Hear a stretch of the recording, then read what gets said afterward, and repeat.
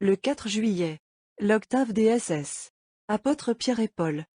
Fermement appuyé sur Pierre, l'Église se retourne vers celui que l'époux lui a donné pour chef et lui témoigne, non moins qu'obéissance et foi, vénération et amour. C'est le besoin de sa reconnaissance. Et d'autre part elle n'ignore point que, selon la parole de saint Pierre d'Amiens attribuée par d'autres à un disciple de saint Bernard, nul ne peut prétendre à l'intimité du Seigneur, sans être aussi l'intime de Pierre. Admirable unité de la marche de Dieu vers sa créature. Mais, en même temps, loi absolue du progrès de celle-ci vers la vie divine, Dieu ne se trouve qu'en Jésus, de même que Jésus dans l'Église, et l'Église avec Pierre. Si vous me connaissiez, disait le Seigneur, peut-être aussi connaîtriez-vous mon Père. Mais les Juifs cherchaient Dieu en dehors de Jésus, et leurs efforts étaient vains. D'autres depuis sont venus, qui ont voulu trouver Jésus en se passant de son Église. Mais ce que Dieu a uni, l'homme le séparerait-il donc? Et ces hommes, à la poursuite du Christ de leur conception, n'ont rencontré ni Jésus ni l'Église.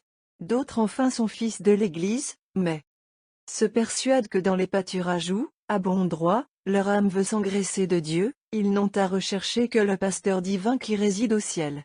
Et néanmoins, en remettant à un autre le soin de paître agneaux et brebis, Jésus sans doute n'entendait pas qu'il en fût ainsi, par ses paroles, ce n'est pas de quelques-uns seulement, des commençants ou des imparfaits, des puissants ou des saints, mais de tous, petits et grands, que le céleste pasteur confiait à Simon fils de Jean la nourriture, la direction, l'accroissement et la garde. Ô âme avide de Dieu, sache donc aller à Pierre. Ne crois pas arriver autrement à l'apaisement de la faim qui te presse. Formé à l'école de la Sainte Liturgie, tu n'es point de celle assurément qui, dans le divin Fils de Marie, négligeant l'humanité pour arriver, disent-elles, plus vite et plus sûrement au Verbe. Mais pareillement, ne cherche point, comme tu ferais d'un obstacle, à tourner le vicaire de Dieu. Jésus n'est pas moins impatient que toi de la rencontre. Sois donc assuré que ce qu'il place entre toi et lui sur la route, n'est point retardement, mais secours. Comme, en l'auguste Eucharistie, les espèces sacrées ne sont que pour t'indiquer où t'attend celui que tu ne saurais trouver par toi-même ici-bas, ainsi le mystère de Pierre n'a d'autre fin que de te montrer sûrement où réside pour toi, dans son autorité et son infaillible conduite, celui qui réside pour toi de même au divin sacrement dans sa propre substance. Les deux mystères se complètent. Ils marchent de pair et cesseront à la fois, lorsque nos yeux auront pouvoir de contempler directement Jésus. Mais d'ici là, l'Église y voit bien moins un intermédiaire ou un voile, que le signe 1000 fois précieux de l'époux invisible. Aussi ne t'étonne point que les honneurs rendus par elle à Pierre, rivalisent avec ceux qu'elle prodigue à l'hostie. Dans ses génuflexions multipliées également des deux parts, elle adore en effet également. Non l'homme sans doute qu'elle voit assis au trône apostolique, pas plus que les espèces perçues par ses sens à l'autel, mais des deux parts le même Jésus, qui se tait au sacrement, qui parle et commande en son vicaire. Au reste, elle sait que Pierre seul peut lui donner l'hostie. Le baptême qui nous fait fils de Dieu et tous les sacrements qui multiplient en nous les énergies divines, sont un trésor dont seul il a licence de disposer légitimement par lui-même ou par d'autres. C'est sa parole qui, dans tout le monde, à tous les degrés de l'enseignement autorisé, fait naître au fond des âmes la foi commencement du salut, et l'y développe, depuis ses humbles commencements jusqu'au plus lumineux sommet de la sainteté. Et comme, sur les montagnes, la vie des conseils évangéliques est le jardin plus spécialement réservé de l'époux, Pierre aussi se réserve la conduite et protection plus spéciale des familles religieuses, voulant pouvoir toujours lui-même, directement, offrir à Jésus les plus belles fleurs de cette sainteté dont son haut ministère est le principe et l'appui. Ainsi sanctifié, c'est encore à Pierre que l'Église s'adresse pour apprendre de lui la manière d'aller à l'époux dans ses hommages et son culte. Elle lui répète, comme autrefois les disciples au Sauveur: enseignez-nous à prier, et Pierre, s'inspirant de ce qu'il sait des pompes de la patrie, ordonne ici-bas l'étiquette sacrée et dicte à l'épouse le thème de ses chants. Enfin à sa sainteté, qui donc, sinon Pierre, vient ajouter encore ses caractères d'unité, de catholicité, d'apostolicité, qui sont pour elle, en face du monde, l'irréfragable titre de ses droits au trône et à l'amour du Fils de Dieu.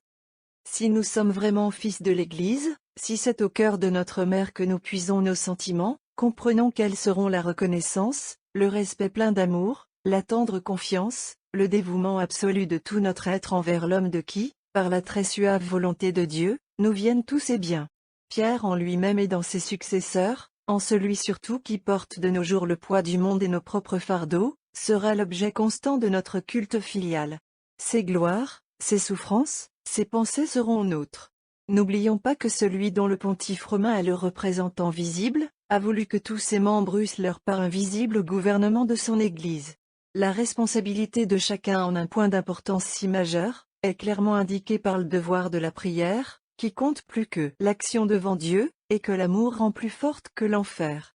Et cet autre devoir majeur de l'aumône, qui nous oblige à subvenir à l'indigence du plus humble de nos frères, croirions-nous donc en être libres à l'égard de l'évêque et du Père de nos âmes, lorsque d'injustes spoliations l'amènent à connaître, dans les nécessités de son immense gestion, le besoin et la gêne? Heureux qui, au tribut de l'or, peut être admis à joindre celui du sang. Mais tous n'ont pas cet honneur. En ce dernier jour de l'octave consacré au triomphe des deux princes des apôtres, saluons encore la ville qui fut témoin de leur dernier combat. Elle garde leur tombe, et reste le siège du successeur de Pierre. À ce double titre elle est le vestibule des cieux, la capitale de l'empire des âmes.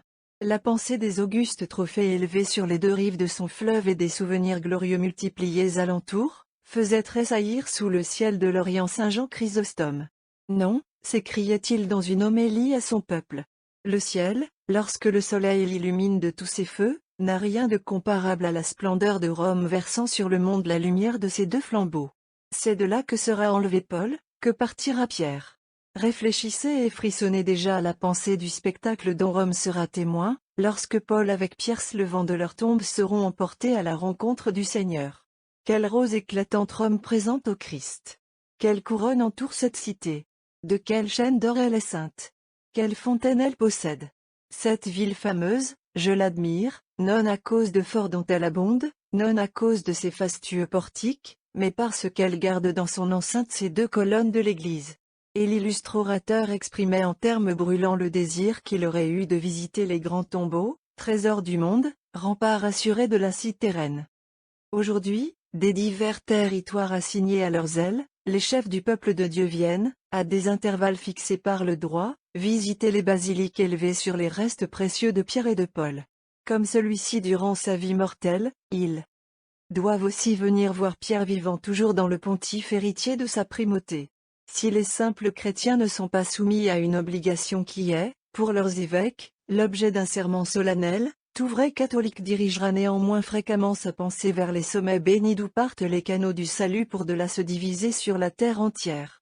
Un des symptômes les plus consolants de nos temps malheureux est le mouvement qui commence à ébranler les foules et à les porter vers la ville éternelle.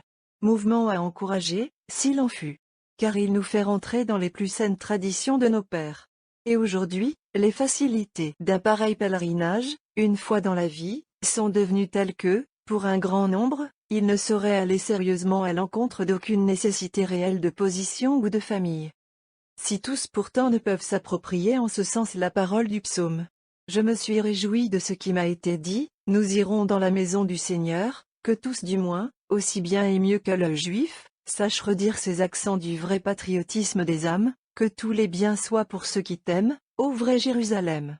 Que la paix règne sur tes remparts, et l'abondance dans tes forteresses. C'est là mon vœu, à cause de mes frères qui sont en toi.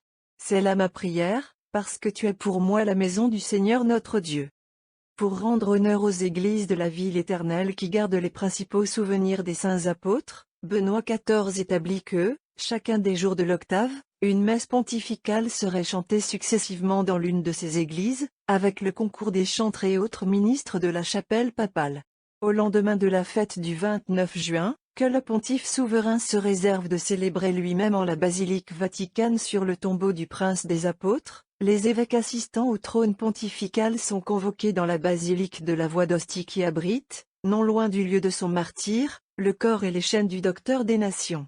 Les protonotaires apostoliques se réunissent le 1er juillet dans l'église de Sainte-Pudentienne, ancienne maison du sénateur Pudent où, dit Benoît XIV, Pierre annonçant la parole divine et célébrant les saints mystères, jeta en quelque sorte les premiers fondements de l'église romaine mère et maîtresse des autres églises.